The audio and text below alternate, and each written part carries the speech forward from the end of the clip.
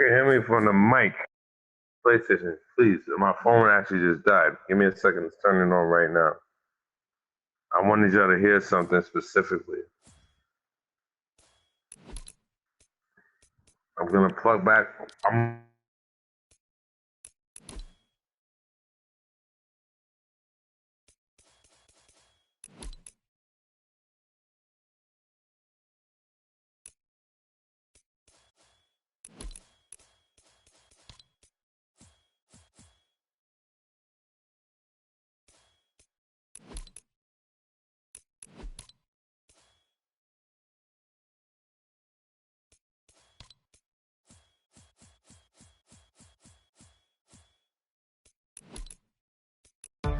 Please give me that superpower to rise and shine in the darkest hours. I really want y'all to hear. With you forever. Oh, please give me that superpower.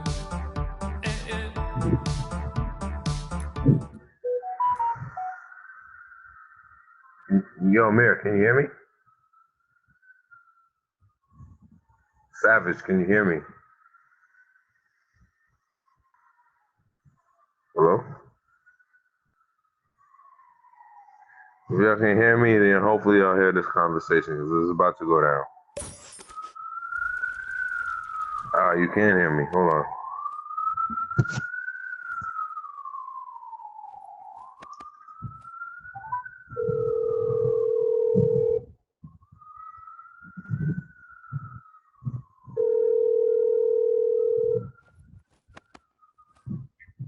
Hey Kirk, what's up? Hey, good afternoon, sir. I am sorry to bother you if you are busy, sir. I don't know how to address this particular issue, and I just want to be as transparent as possible when it comes to this. My son started school last week, right? Okay. Like I told you, I have him going to the Healthy Brain Network, which is trying to help me diagnose this situation. But today, before my son started school back, I took him off of that remote option, and I was trying to figure out, to let him go back to school. But today, my son is not with me right now because I had to have somebody else pick him up. Because they're telling me now that me allowing my son back, we both, like I told you before, me and my son are not vaccinated yet. And now he was exposed to other students that were exposed to the COVID. Okay. So now he has to be quarantined for 10 days. So, from the school, but I have not interacted with him since I just discovered about this about 30, 40 minutes ago. Maybe. So is he gonna need to stay with you during this time? I'm right now, since they contacted me about it, I was able to make other arrangements for him because I have to go to work. I could not take the chance of me interacting with my son and being affected, but I spoke with other family members and they have him in their possession right now. I don't know. Is he able to quarantine with them, or just you just know for tonight? Honestly, Josh, for right now, yes, for tonight, yes. Okay. And so here, let me kind of go over all these situations for you. Yes, sir. So the first thing is as long as your son is not exhibiting symptoms, the school may have a test requirement that he needs to test before going back to school. Right. But as long as he doesn't test positive or have any symptoms, then the 10 days elapse and there's nothing else. Exposure to your son doesn't extend out, right? It doesn't ripple out, right? It's 1 degree of separation for exposure for him. So if he was to quarantine with you, you would not have to quarantine as well. which is good and bad news. So if the good news is that you can come into work, but if you can't come into work because you have to take care of him, then you are not under a quarantine order. If you were under a quarantine order, you would receive full pay during that time. But if you're taking care of someone that is under quarantine order, I think it's like a slightly reduced pay scale. Sir, boss man Josh, I don't at this point I don't want to sound silly about it. I don't care. I just want everything to go back to the way it was. You know what I'm saying? No, I get that. I can't do that. I know. Listen, Josh, I know you. Listen, if you were that much of a miracle worker, I would have reached out to you years ago. But all I'm trying to do is, we have the wellness survey and stuff like that, and I just found out about this, and the school apparently told me that, because I thought that my son actually knew about that he would be home for, because the problem is my son, he loves school. So I thought that the school actually kind of informed him, not maybe too much, but enough. But he was just more surprised than I was when they called me and informed me about it. And I had to let them know that I work with a company that we do certain things, and I need to let them know about these things. Yeah, so you are totally fine. You can come into work, no problem. So if at any point your son tests positive or has symptoms that are the cough, the fever, the fatigue, the muscle pain, sore throat kind of stuff, Right. if you have been in contact with him when those symptoms are going on or 48 hours prior to those symptoms coming on, then you would need to quarantine as well. But if you don't meet those criteria, which it doesn't sound like, one, your son is not symptomatic and hasn't tested positive, so you can hang out with him all you want at this point, and you can still come into work. And sir, that's fine, but I gotta focus on the fact that this could affect everybody else. And what I was trying to at least say to you, sir, is that somebody else was able to acquire my son, and they already kind of went through COVID and survived it, so they feel this. Listen, they feel they're super immune, and they happen to have been going through the testing and stuff like that. So that's fine. But right now, my son is not in my possession right now because I had to express to him that I needed to find out from my job how this works at this moment, because I don't want to come into work and I'm by myself and I'm spreading something that I don't realize I have. You get what I'm saying? There's really no concern of that. When you're there by yourself, even if you were sick, it's a contact kind of thing. You need to be in the present. It doesn't really linger like we thought originally when the pandemic first started. So but all that said, I really appreciate the due caution and the diligence on this. But you're fine. You're clear to work. You can answer the survey honestly. You've not been exposed to COVID-19, so you can come into work. No problem today. Now, if anything changes with your son, just let us know and we'll talk through the situation on that. But also, if you're not able to find anyone to take care of him during this quarantine, he does need to stay with you.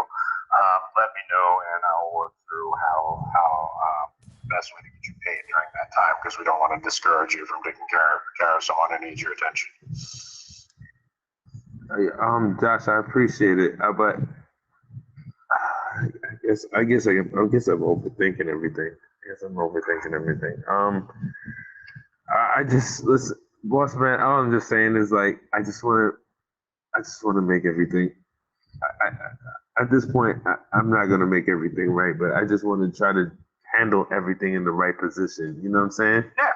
The right thing to do is to talk to me and just talk through it. But at this point, you are just as much of a risk as everyone else who came into work today. So I wouldn't worry about it. I'm all right. I don't even know at this point. I guess I was overthinking it, but when the school contacted me, I thought because I was supposed to.